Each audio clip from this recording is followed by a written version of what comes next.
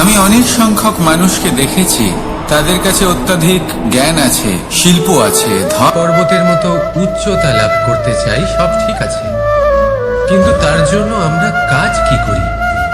যদি এরকম আমরা হতে চাই, তাহলে সবার আগে সূর্যের মতো নিজেকে উজ্জ্বল করুন। সূর্যের সব থেকে বেশি আলো নিজের অন্তরে থাকে। নদীর মতো নিজের পথ নিজেই তৈরি করুন। পাথরের সাথে ধাক্কা খাওয়ার পরেও থেমে না যাওয়া শিখুন। হিমালয় পর্বতের মতো উচ্চতা লাভ করতে হলে সেটার মতো অটল থাকতে শিখুন। একটা কথা অবশ্যই মনে রাখবেন,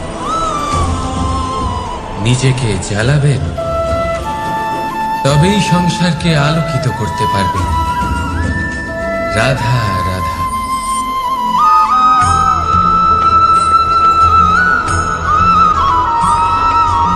অনেক সময় আমরা জীবনে অনেক মানুষকে এমন বলতে শুনে থাকি যে আমি অসফল হয়েছি কারণ আমার সময় ভালো যাচ্ছিল না। আমি এই জিনিসটা লাভ করতে চাইছিলাম কিন্তু করতে পারলাম না কারণ আমার সময়টা ভালো যাচ্ছিল না। আমি আমার জীবনে ওই মহান কাজটা করতে চাইছিলাম কিন্তু করতে পারলাম না। কেন? কারণ আমার সময়টা ভালো যাচ্ছিল না। কিন্তু যে মুহূর্তে ভালো সময় আমার জীবনে আসবে, আমি সব কিছু প্রাপ্ত করব। এমন প্রায় প্রত্যেকেই বলেন। আসুন একটা কথা বোঝা যাক। একজন মালিকে দেখুন, সে প্রত্যেক দিন গাছের সেবা করে, তাকে জল দেয়, তার যত্ন আত্তি করে। কেন? প্রত্যেক দিন সেই গাছ ফল দেয় না। সঠিক সময় এলে তবেই সেই গাছ ফল দেয়, কিন্তু প্রত্যেক দিন মালি তার সেবা করে, তাকে যত্ন করে। শুধুমাত্র তখন করে না যখন সেই গাছ ফল দিতে সক্ষম। আর যদি মালি গাছের যত্ন প্রতিদিন না করে, তাহলে হয়তো সেই গাছ ফল দিতেই পারবে না। এটাই হলো আমাদের জন্য একটা শিক্ষা। যখন সময় আমাদের জন্য অপেক্ষা করে না, তখন আপনি সময়ের জন্য কেন অপেক্ষা করছেন? ভালো সময়ের জন্য অপেক্ষা করবেন না। ভালো এবং শুভ কর্ম দ্বারা ভালো সময়কে নিজের কাছে টেনে আনুন। নিরন্তর কর্ম করুন, পরিশ্রম করতে থাকুন। শুভ সময় আপনা থেকেই আপনার কাছে আসবে। আসুন আমার সাথে ভালোবেসে বলুন, রাধা রাধা।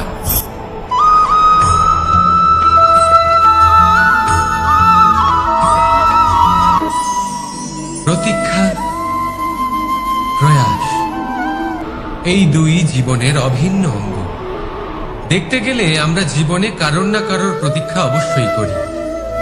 সে কোনো ব্যক্তি হোক বা সময় হোক বা কোনো ভাবনা, সবকিছুই হতে পারে। আর দেখতে গেলে সব সময় কেউ না কেউ কিছু প্রয়াসও করে চলেছে। যেমন সাফল্য আসার প্রতীক্ষা, বিফলতা যাতে না আসে তার জন্য প্রয়াস। সুখ আসার প্রতীক্ষা, দুঃখ যাতে না আসে তার জন্য প্রয়াস।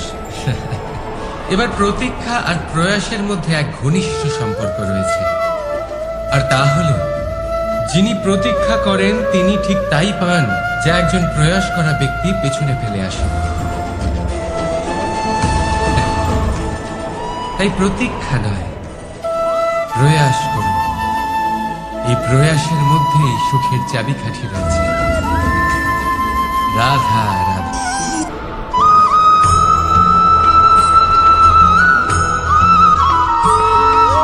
আমাদের জীবনে অনেক ধরনের ব্যক্তি এসে থাকেন।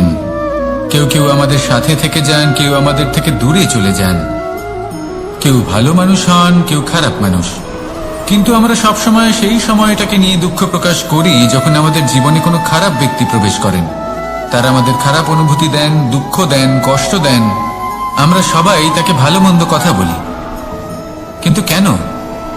এমন বিভিন্ন ধরনের মানুষ, খারাপ মানুষ, ভালো মানুষ, সবার জীবনেই আসেন এবং সকলকেই একটা অমূল্য শিক্ষা দান করে যান। এবার আপনি নিজেই ভেবে দেখুন, জীবনে যখন প্রথমবার আপনি আগুন স্পর্শ করেছিলেন, তখন আপনি একটা শিক্ষা লাভ করেছিলেন যে আমাকে আগুনের থেকে একটু দূরে থাকতে হবে। তারপর আস্তে আস্তে আপনি শিখলেন যে কিভাবে এই আগুনকে নিয়ন্ত্রণে রাখতে হবে। তারপর আপনি শিখলেন যে কিভাবে নিজের জীবনে তাকে প্রয়োগ করতে হবে, তা সে অন্ধকারে প্রকাশ লাভ করার জন্য হোক বা খাবার বানানোর জন্য। সেইভাবেই কোনো খারাপ ব্যক্তি যখন আপনার জীবনে আসে কোনো শিক্ষা দিয়ে যান, তার প্রতি কৃতজ্ঞ থাকুন। তার বিষয় খারাপ ভাবার বা খারাপ অনুভূতি নিয়ে থাকার কোনো প্রয়োজন নেই। সেই শিক্ষা লাভ করুন, ইতিবাচক মনোভাব নিয়ে জীবনের সামনে এগোতে থাকুন। কেউ নেই যিনি আপনাকে বাধা দিতে পারেন। আসুন আমার সাথে ভালোবেসে বলুন, রাধা রাধা।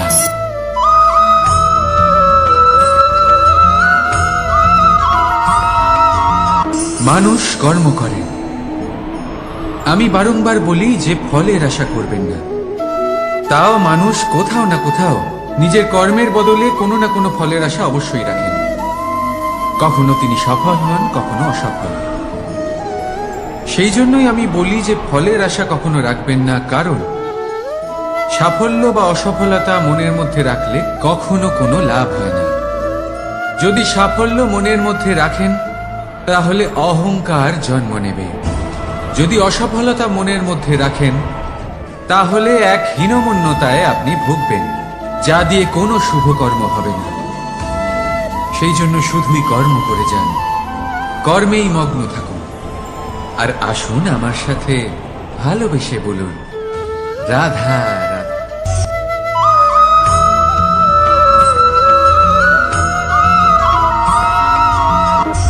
বন্ধু আর শত্রু প্রত্যেকের জীবনের একটা বড় অংশ এর উপরে নির্ভরশীল হয়ে থাকে।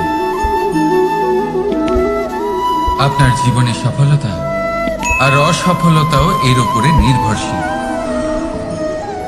কিন্তু এই বন্ধু এবং শত্রুদের খুঁজে পাওয়ার জন্য আপনাদের বাইরে যাওয়ার প্রয়োজন নেই, কারণ এরা স্বয়ং আপনার ভেতরেই আছে। আপনি যদি বিনম্র থাকেন, যদি আপনি নিরন্তর প্রয়াস করতে পারেন, তাহলে আপনার কোনো বন্ধুর প্রয়োজন নেই। যদি আপনার মধ্যে অহংকার থাকে, যদি প্রতি কথায় আপনার মধ্যে ক্রোধ উৎপন্ন হয়, তাহলে আপনার শত্রুর কোনো প্রয়োজনই নেই। নিজের অন্তরের এই বন্ধু ও শত্রুকে চিনুন, আর আমার সাথে ভালোবেসে বলুন, রাধা রাধা।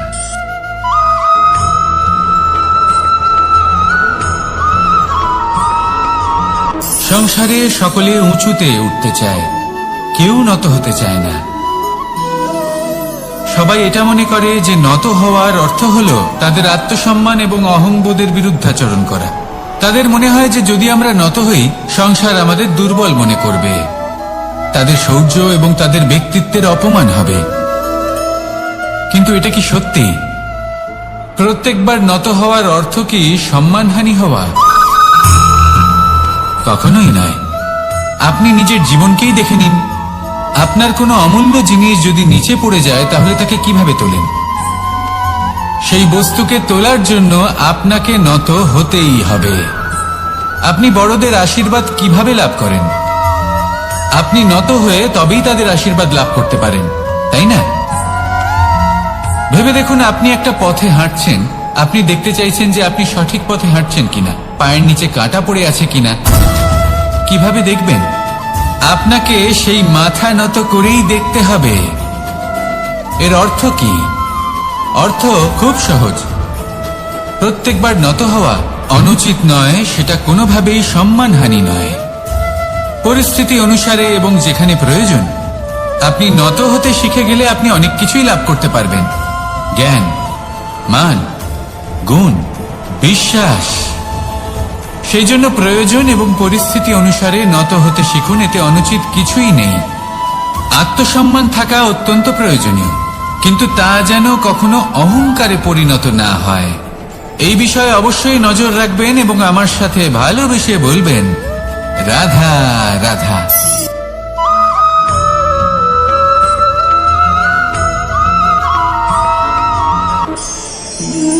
একে চিনতে পারলেন? একে কুঠার বলা হয়। আপনারা জীবনে কোথাও না কোথাও কোনো না কোনো রূপে এটা দেখেই থাকবেন। একটা ব্যাপার নিশ্চিত, এই কুঠার ছাড়া কোনো বৃক্ষকে কাটতে পারা সরল নয়। এবার আপনি কখনো এটা ভেবেছেন এই কুঠার এর এই অংশ, এর মুখটাই যদি না থাকে তাহলে কি হবে? এ শুধুমাত্র কোনো বৃক্ষই নয়, তার কোনো ডালও কাটতে সক্ষম হবে না। এবারে ভাবুন, এই শুকনো কাঠের হাতল এ আমরা কোত্থেকে পেলাম? কোনো এক বৃক্ষ থেকে। সেই ডাল যাকে কেটে ফেলা হয়েছিল, এক বৃক্ষকে কাটার জন্য এই ডালই শস্ত্ররূপে প্রস্তুত। আমাদের জীবনে আমাদের প্রিয়জন, আমাদের আপনজন যখন সময় কখনো কখনো তাদের সঙ্গ না দেয়, যদি তারা দৈন দশায় থাকেন, তাহলে তাদের সঙ্গ কখনো ছাড়বেন না। ওনাদের প্রয়োজন শুধুমাত্র মনোবল, তা তাদের দিন। তাদের সাহায্য করা আপনার কর্তব্য। হয়তো তাদের সাথে থেকে আপনার কোনো লাভ হবে না, কিন্তু তাদের দূরে থাকাতে আপনার ক্ষতি অবশ্যই হতে পারে। সর্বদা সাহায্য করুন। সঠিক সময় আসলে তা আপনার সহায়ক অবশ্যই হবে। রাধা রাধা।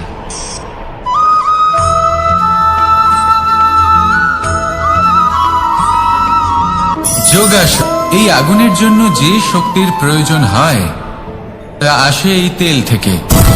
যদি এই তেল সমাপ্ত হয়ে যায়, তাহলে এই প্রকাশ তাও সমাপ্ত হয়ে যায়। আর আমাদের জীবনে এই তেল হলো আমাদের কর্ম, আর এই আগুন আর এর দ্বারা উৎপন্ন হওয়া প্রকাশ আমাদের ভাগ্য। যত আমাদের কর্ম ক্ষীণ হতে থাকবে, আমাদের ভাগ্য সৌভাগ্য কোথাও না কোথাও লুপ্ত হয়ে যাবে। যে উজ্জ্বল ভবিষ্যৎ আমরা চাইছি তা কখনো লাভ করতে পারবো না যদি কর্ম না করি। ঠিক যেমন তেল ছাড়া অগ্নি উৎপন্ন হয় না, তেমনি কর্ম ছাড়া সৌভাগ্য হয় না। আর যেমন কর্ম তেমন ভাগ্য। তাই সবসময় কর্ম করতে থাকুন, কর্ম করা থামাবেন না। আর আমার সাথে ভালোবেসে বলুন, রাধা রাধা।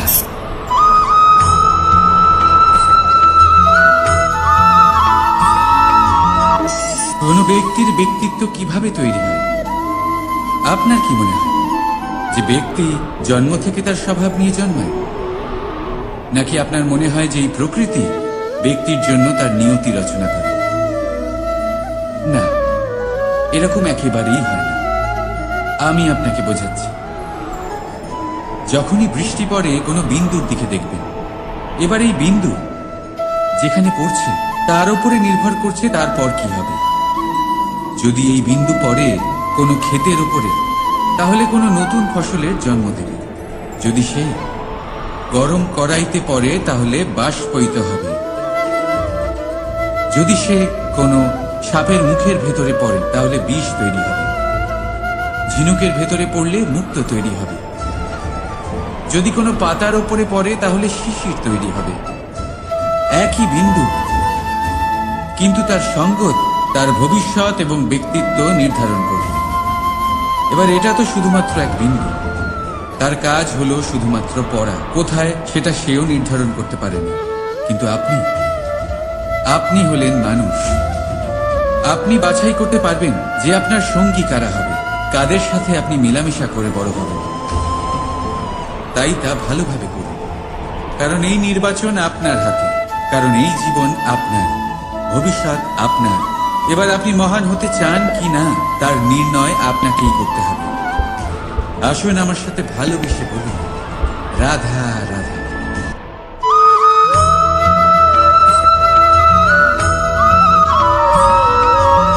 ভয়ের সাথে আমরা সবাই পরিচিত, কষ্টও আমরা সবাই পেয়েছি। কখনো কখনো আমরা অসুস্থ হয়ে পড়ি, আর এমন সময় হলে মাতার মমতা, কখনো বাবার স্নেহ, কখনো বন্ধুদের পাশে থাকার অনুভূতি আমাদের রোগ নিরাময়ে সাহায্য করে। কখনো যদি আমরা নিরাশ হয়ে পড়ি, তখন যদি আমাদের কোনো আপনজন আমাদের দুটো ভালো কথা বলে, তখন আমাদের মনোবল বেড়ে যায়। ঠিক তেমন সংসারের এই রঙ্গমঞ্চে যদি আপনি পীড়িত অনুভব করেন,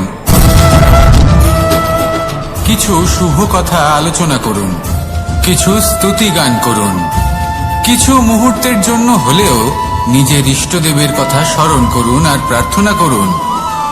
সাহস বাড়বে, শক্তিও বৃদ্ধি পাবে এবং সামনে এগিয়ে চলার পথও দেখতে পাবেন। তখন এই মন প্রসন্ন হয়ে বলবে, রাধা রাধা।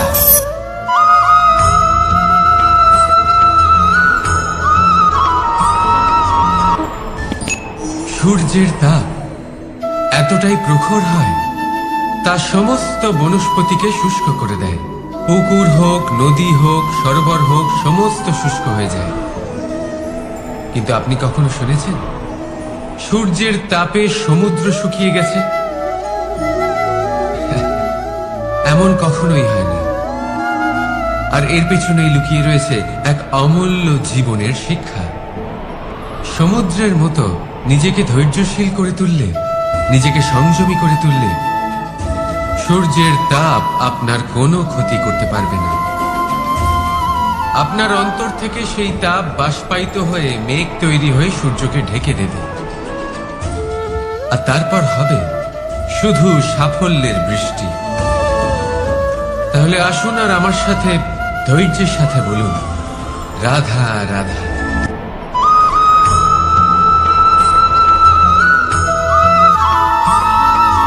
মানুষের জীবনে দুই ধরনের আবেগ থাকে যা চিরকাল তার সাথে বসবাস করে।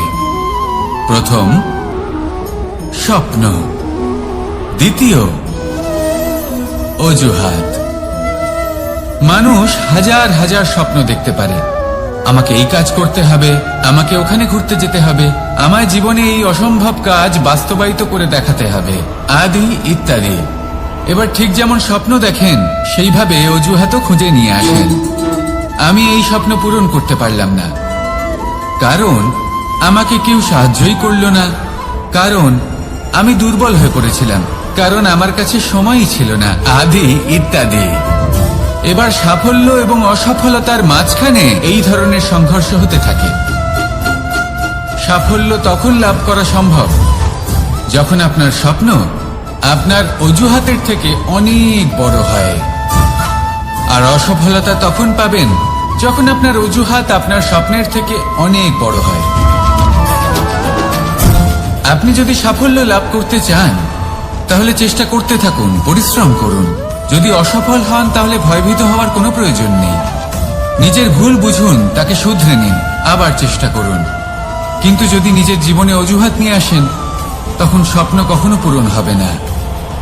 আসুন আমার সাথে ভালোবেসে বলুন, রাধা রাধা।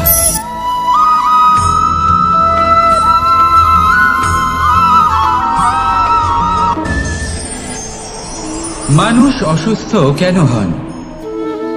শারীরিক দুর্বলতার কারণে?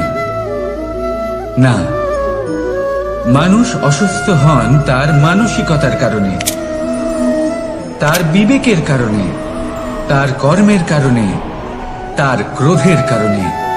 আর যখন কেউ সুস্থ হন, ঠিক হয়ে যান, তার মানে এটা নয় যে শুধু ওষুধের জন্য তিনি সুস্থ হয়েছেন।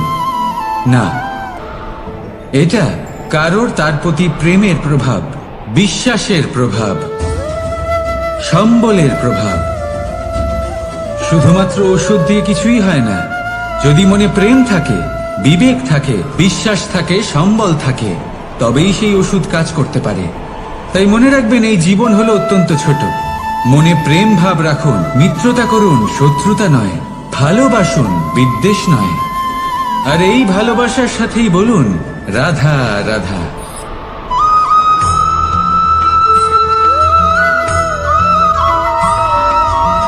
জীবন কিসের উপর নির্ভরশীল? ধনের ওপর, বৈভবের ওপর, নিঃশ্বাসের ওপর? না, এই জীবন নির্ভরশীল বিশ্বাসের ওপর। বিশ্বাস নিজের ওপর, বিশ্বাস আমাদের আপনজনের ওপর। কিন্তু যখন এই বিশ্বাস ভেঙে যায় তখন মানুষের মনও ভেঙে যায়, আর তারপর সে অন্য কিছু করতেই পারে না। তখন কি করা যেতে পারে? তিনটে কাজ আছে যা আপনি করতে পারেন। প্রথম, ভালোবাসা। যাকে আপনি ভালোবাসেন, যারা আপনাকে ভালোবাসে, ভুল যারই হোক না কেন, তার কাছে ক্ষমা চাইতে কখনোই সংকোচ বোধ করবেন না। দ্বিতীয় হলো বিশ্বাস। যারা আপনাকে ভালোবাসেন, আপনাকে বিশ্বাস করেন, তাদের বিশ্বাস কখনো ভাঙবেন না। তৃতীয় হলো আশা। যারা আপনাকে ভালোবাসেন, আপনাকে বিশ্বাস করেন, তাদের আশা আপনার সাথে জড়িত। তাদের থেকে কখনো কিচ্ছু লুকোবেন না। এই তিনটে কাজ করুন আর এই জীবন সুপ্রসন্ন হয়ে বলবে, রাধা রাধা।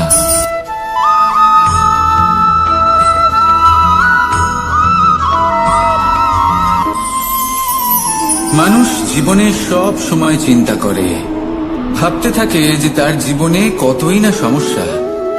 তারপরে নিজের আশেপাশে দেখে আর ভাবে যে সবাই কত প্রসন্ন, শুধু আমার জীবনেই সমস্যা আছে। কিন্তু বিষয়টা তা নয়। শুধু প্রত্যেক ব্যক্তিরই নয়, প্রত্যেক প্রাণীরও জীবনে সমস্যা আছে। এবার মানুষ একটা পাখিকে দেখে এটাই ভাবে যে এদের জীবন কতটা সহজ। কোনো দেশেরই সীমারেখা এদের ওপর লাগু হয় না। কোথায় থাকবে সেই নিয়েও কোনো ভাবনা নেই। কত শান্তির জীবন এদের। তারপর সে একটা পিঁপড়েকে দেখে আর এটা ভাবে কি অসাধারণ, এদের তো সারা জীবনই মাটির উপরেই অতিবাহিত হয়, খাবারটাও মাটিতেই পেয়ে যায়। কি শান্তির জীবন এদের। কিন্তু যখন কোনো ঝড় আসে তখন সবার আগে সেই পাখির বাসাটাই ঝড়ে ভেঙে যায়। এই পাখি যে শাখাতেই গিয়ে বসে পড়ুক, তাদের উপর সবসময় সংকট থাকে যে ওপর থেকে কোনো বড় পাখি এসে তাদের উপর প্রহার না করে, তারা নিজেদের প্রাণ না হারায়। আর যদি কথা বলি পিঁপড়েকে নিয়ে, এদের উপর সবসময় সংকট থাকে যে কোনোভাবে বাতাস বা জল এদের ভাসিয়ে না নিয়ে যায়, কোনো প্রাণী ওকে পা দিয়ে পিষে না দেয়, এই পিঁপড়ে পিষ্ট হয়ে না মারা যায়। দেখুন, সমস্যা প্রত্যেকের জীবনে রয়েছে আর এই সমস্যা আসতেই থাকবে। এর অর্থ এটা নয় যে এই সমস্যার সম্মুখীন হওয়া যায় না, এর সমাধানও সম্ভব নয়। প্রত্যেক সমস্যার সমাধান অবশ্যই আছে, শুধু শান্ত মনে সেটা খুঁজে বের করতে হবে। তাহলে সেটাই করুন, প্রত্যেক সমস্যার সমাধান করতে থাকুন। যত সমাধান করবেন জীবন আনন্দময় হয়ে উঠবে। যদি সমাধান না করেন তাহলে আজীবন দুঃখই পেতে থাকবেন। আসুন আমার সাথে ভালোবেসে বলুন, রাধা রাধা।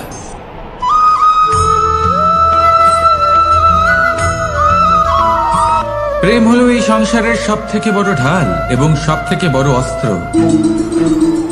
এই প্রেম ছাড়া না কোনো ন্যায় হয় আর না কোনো শাস্ত্র, না জীবন আছে আর না অন্ত। এবার যদি এই প্রেম মনের মধ্যে বাস করতে শুরু করে তাহলে কখনো কোনো সমস্যাই হবে না, আর যদি হয়েও থাকে তাহলে তা স্থায়ী হবে না। এই প্রেম কি না করতে পারে? এই প্রেম সমস্ত সমস্যা মিটিয়ে ফেলতে পারে। আপনার মনের মধ্যে অহংকারকেও বিনাশ করে দিতে পারে। আপনাকে সাক্ষাৎ ঈশ্বরের সাথে দেখা করাতে পারে। তাই প্রেমের দ্বারা প্রয়াস করতে থাকুন। এই সংসারের প্রত্যেক মানুষকে, প্রত্যেক বস্তুকে, প্রত্যেক জীব জন্তুকে ভালোবাসবেন।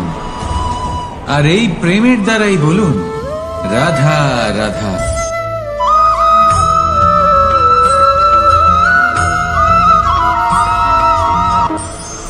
মানুষ এক অত্যন্ত বিচিত্র প্রাণী। পরিকল্পনা করে, ষড়যন্ত্র করে, প্রচেষ্টা করে, কাউকে পরাজিত করার চেষ্টাও করে। সাপকে একটা দড়ি মনে করে হাতে চেপে ধরার চেষ্টা করে, কিন্তু একটা কথা বুঝতেই পারে না, সময়ের এই সাপ এটা হাতে চেপে ধরাই যায় না। আর আপনি যা করবেন তা আবার ফিরে আসবে আপনারই সামনে। দেখুন, এতে কিছুই যায় আসে না যে আপনি কুম্ভকারের পুত্র নাকি কৃষ্ণের পুত্র। যদি আপনি অনুচিত কর্ম করেন তাহলে আপনার সাথেও অনুচিতই হবে। অশুভ কর্ম করলে আপনার সাথেও অশুভই হবে। কুরু বংশ অত্যন্ত মহান বংশ ছিল। এই কুরু বংশ কি হলো তার সাথে? একটা গোটা বংশ বয়ে গেল, কারণ ওনাদের উদ্দেশ্য অশুভ ছিল। অন্যদিকে 5 জন বনবাসী পাণ্ডব মহাভারত বিজয়ী হলেন, কারণ তাদের উদ্দেশ্য শুভ ছিল। তাই মনে রাখবেন, শুভ অগ্নি প্রজ্বলিত করবেন, শুভ তাপ সঞ্চার হবে। অশুভ অগ্নি প্রজ্বলিত করবেন, নরকেই জ্বলতে হবে। তাহলে আসুন আর আমার সাথে ভালোবেসে বলুন, রাধা রাধা।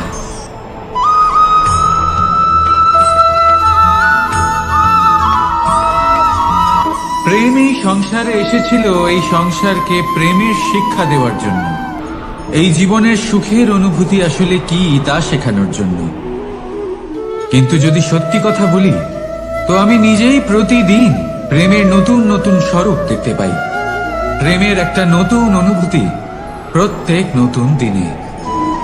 আর তার কারণ হলো এই প্রেম অনন্ত, এ হলো দৈব। প্রেম হলো এই সংসারের সব থেকে বড় ঢাল এবং সব থেকে বড় অস্ত্র। এই প্রেম ছাড়া না কোনো ন্যায় হয় আর না কোনো শাস্ত্র, না জীবন আছে আর না অন্ত। এবার যদি এই প্রেম মনের মধ্যে বাস করতে শুরু করে, তাহলে কখনো কোনো সমস্যাই হবে না। আর যদি হয়েও থাকে, তাহলে তা স্থায়ী হবে না। এই প্রেম কি না করতে পারে? এই প্রেম সমস্ত সমস্যা মিটিয়ে ফেলতে পারে। আপনার মনের মধ্যে অহংকারকেও বিনাশ করে দিতে পারে। আপনাকে সাক্ষাৎ ঈশ্বরের সাথে দেখা করাতে পারে। তাই প্রেমের দ্বারা প্রয়াস করতে থাকুন। এই সংসারের প্রত্যেক মানুষকে, প্রত্যেক বস্তুকে, প্রত্যেক জীব জন্তুকে ভালোবাসবেন। আর এই প্রেমের দ্বারাই বলুন রাধা রাধা।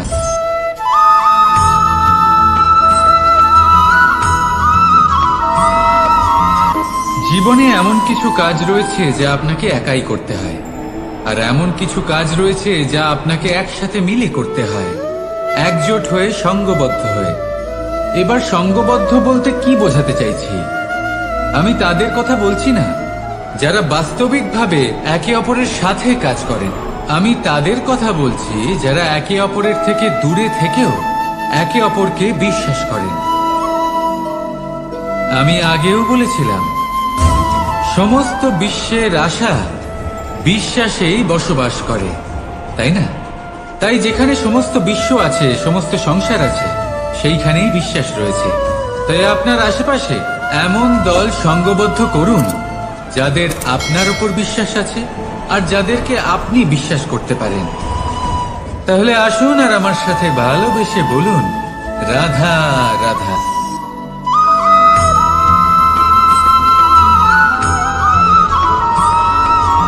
আমরা যে মানুষকে চাই, যাকে আমরা ভালোবাসি, তাকে একটা উপহার অবশ্যই দিতে চাই।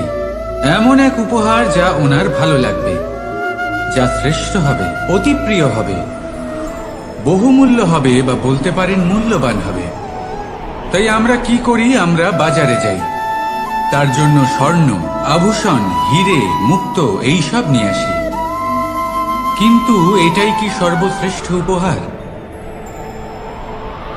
কখনোই না। সর্বশ্রেষ্ঠ উপহার হল স্বাধীনতা। তাকে নিজের মনের মতো বাঁচার স্বাধীনতা।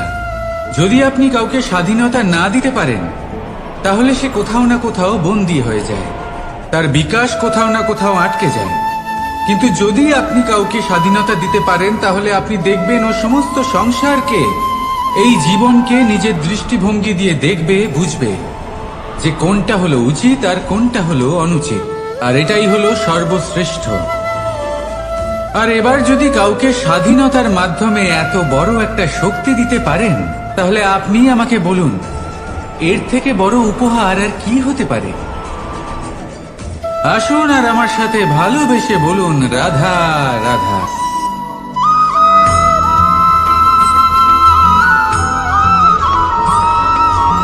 পিতা আর পুত্রের সম্পর্ক অত্যন্ত মধুর হয়ে থাকে।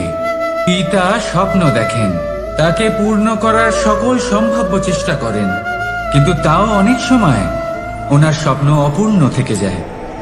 তখন পিতা ভাবেন যে স্বপ্ন উনি পূর্ণ করতে পারেননি, ওনার সন্তান তা অবশ্যই পূরণ করবে। যে স্থানে উনি কখনো পৌঁছতে পারেননি, সেই স্থানে ওনার পুত্র অবশ্যই পৌঁছবে। পিতা নিজের সন্তানের ভবিষ্যৎ নিয়ে সেই স্বপ্ন দেখেন, আর যখন সেই সন্তান সামনে এগোতে থাকে, তখন তার দুঃখ হয় না, বরং গর্ব হয়। ওনার ভালো লাগে এটা দেখে যে ওনার সন্তান অনেক উন্নতি করছে।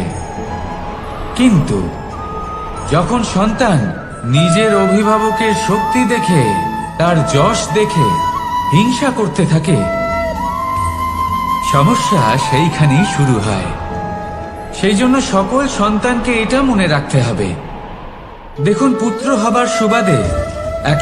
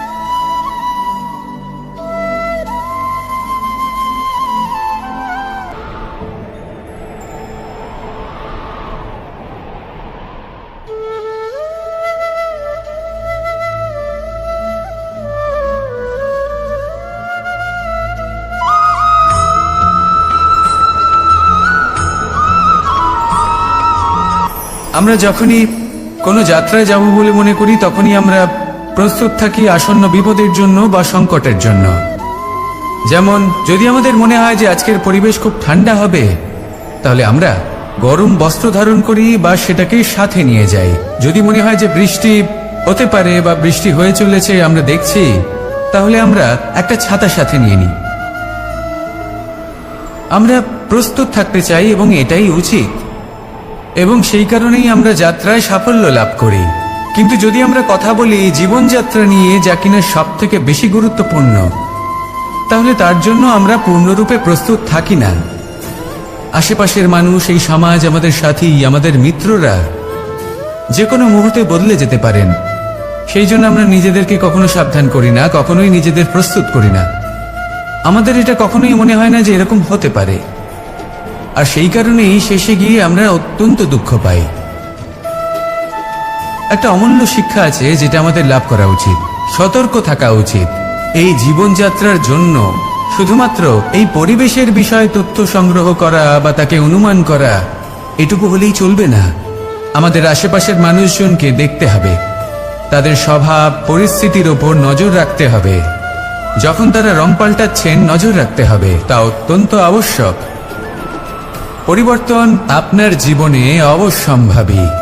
সঠিকভাবে তার সম্মুখীন হন। আসুন আমার সাথে ভালোবেসে বলুন, রাধা রাধা।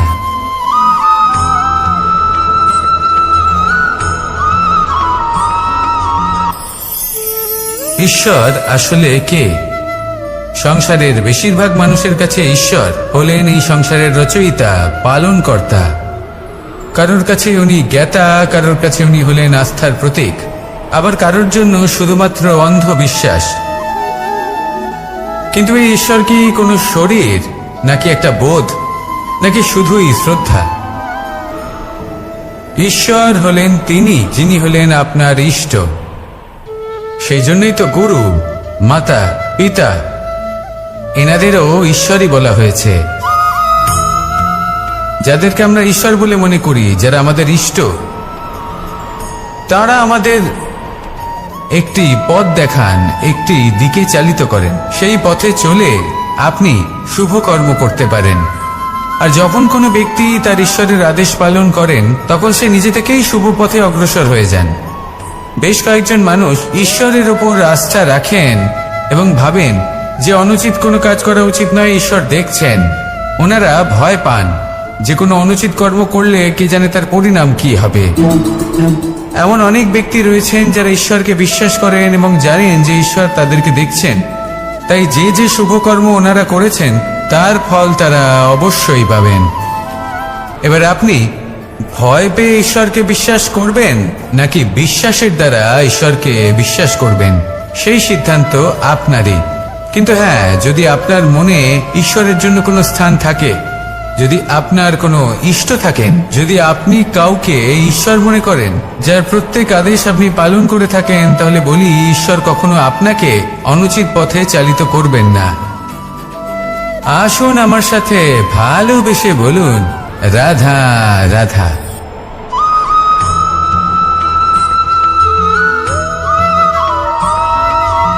আমি রথে যাত্রা করি।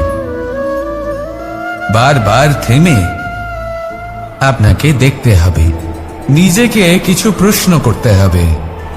আমি কি আজ সেই কর্মই করছি যেটা আমি করতে চেয়েছিলাম? আমি কি আজ সেই জীবন যাপন করছি যেমন আমি যাপন করতে চেয়েছিলাম? যদি এই প্রশ্নগুলোর উত্তর হ্যাঁ হয়, তাহলে এগোতে থাকুন, নয়তো থেমে যান এবং বিচরণ করুন। মনে রাখবেন, এই সংসার অত্যন্ত জটিল আর এতে হারিয়ে যাওয়া অত্যন্ত সরল। সেই জন্য নিজে থেকে বারবার থামা এবং জীবন চিন্তন করা অত্যন্ত আবশ্যক। তাহলে সেটাই করুন আর আমার সাথে ভালোবেসে বলুন, রাধা রাধা।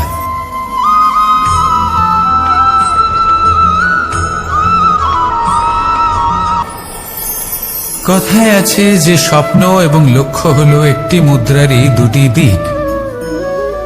যতক্ষণ না স্বপ্ন দেখছেন, ততক্ষণ বুঝবেন কি করে আপনার লক্ষ্য কি? স্বপ্ন দেখে যদি নিজের লক্ষ্য বুঝতে পারেন, সেটা পেতে চান, তবেই সেটা লাভ করতে পারবেন। কিন্তু স্বপ্ন এবং লক্ষ্য, এই দুইয়ের মধ্যে একটা ভারসাম্য রয়েছে যেটা বজায় রাখা প্রয়োজনীয়। একে আমরা বলে থাকি পরিশ্রম। দেখুন, যদি আপনি স্বপ্ন দেখতে চান, তাহলে পরিশ্রম ত্যাগ করে নিদ্রা লাভ প্রয়োজন। কিন্তু যদি আপনি লক্ষ্য লাভ করতে চান, তাহলে আপনাকে নিদ্রা ত্যাগ করে পরিশ্রম করতে হবে। তাই আলস্য ত্যাগ করুন এবং সিদ্ধান্ত নিন যে আপনি কি চান। আপনার জীবনের এই তুলাদণ্ডে স্বপ্নের পাল্লা ভারী হওয়া প্রয়োজন নাকি লক্ষ্যের?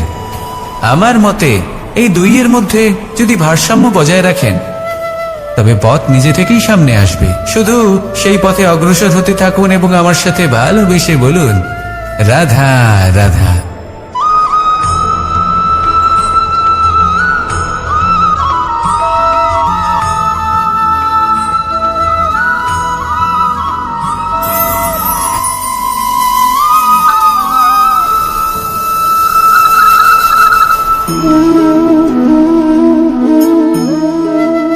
মোহনের বাঁশির এই সুর, এই সঙ্গীত কার না পছন্দ হয়?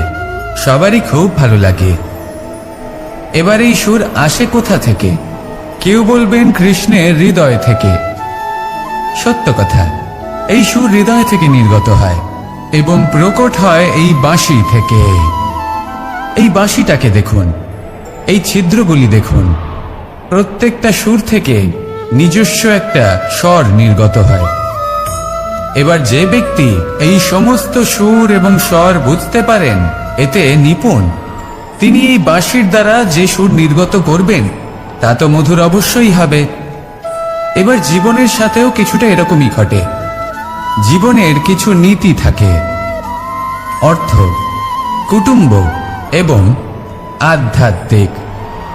যদি জীবনের প্রত্যেকটা মুহূর্ত সুখময় হয় এরকম আপনি চান, তাহলে এই তিনটি নীতিতে আপনাকে নিপুণ হতে হবে। কোনো একটি বিশেষ নীতির প্রতি যদি আপনি বেশি ঝুঁকে পড়েন, তাহলে বাকি দুই নীতি থেকে যা সুখ লাভ করা সম্ভব তা পারবেন না। ধন অর্জন করতে হবে পরিবারের জন্য, পরিবারের সুখ মনের শান্তির জন্য, মনে শান্তির প্রয়োজন মনের শুদ্ধতার জন্য। যখন এই মন শুদ্ধ হবে, জীবন শুদ্ধ হবে, পবিত্র হবে, সুন্দর হবে এবং ভালোবেসে বলবে রাধা রাধা।